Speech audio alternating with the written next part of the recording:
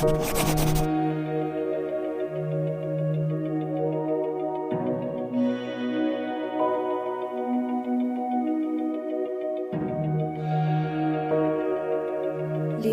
limbah, limbah asam, limbah basah, semuanya limbah. Limbah medis, dengan kemasan terbuka dan penanganan sembarangan, limbah medis yang mengandung kuman dan bibit penyakit bisa menyebar kemana-mana. Bukan hanya jarum suntik dan vaksin saja, beberapa bungkus plastik bekas pengobatan HIV juga ditemukan. Pencemaran limbah itu bisa berdampak pada kesehatan masyarakat. Sebelum dibuang, seharusnya limbah medis dilakukan pemilahan berdasarkan golongannya, atau dengan cara memilah sampah yang masih bisa dimanfaatkan kembali atau dengan cara didaur ulang. Berdasarkan data yang diperoleh, sekitar 48% sampah yang ada di Indonesia berasal dari rumah tangga, 24% berasal dari pasar, 9% komersial, 5% jalan dan fasilitas publik, dan 14% adalah lainnya. Tanpa disadari, limbah berbahaya ada di sekeliling kita. Berbagai macam limbah bisa mencemari air, tanah, hingga udara yang kita hirup, dan dapat berdampak buruk terhadap kesehatan.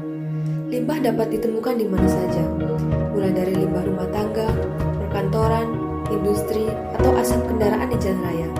Limbah-limbah ini dapat menyebabkan penyakit kulit seperti jerawat, panu, eksim, herpes, dan pubis. Seringkali permasalahan ini tidak lagi dianggap serius. Misalnya, ketika kita melewati atau bahkan tinggal di sekitar lokasi pembuangan akhir sampah, kita mungkin hanya akan terganggu oleh baunya yang tidak sedap dan menganggapnya enteng. Padahal, sebenarnya terdapat bahaya yang diam-diam mengintai kesehatan tubuh kita. Bagaimana solusinya? Semuanya harus dimulai dari diri kita sendiri. Mulailah peduli untuk menerapkan sistem 3R, reuse, reduce, dan recycle. Reuse berarti menggunakan kembali limbah yang masih dapat digunakan untuk fungsi yang sama ataupun fungsi lainnya. Reduce berarti mengurangi segala sesuatu yang mengakibatkan limbah.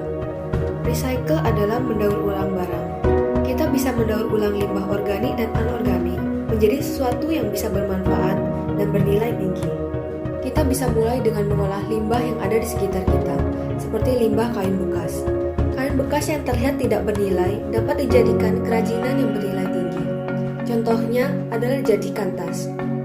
Pembuatannya tidak terlalu susah. Kita hanya membutuhkan kain dan mesin jahit saja untuk mengolahnya. Selain itu, masih banyak lagi berbagai kerajinan yang dapat kita olah dengan memanfaatkan limbah di sekitar kita. Daur ulang adalah kunci dari pengurangan limbah.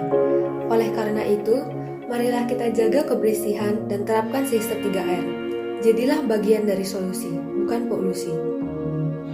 Recycle takes little effort on your part for a big difference to our world.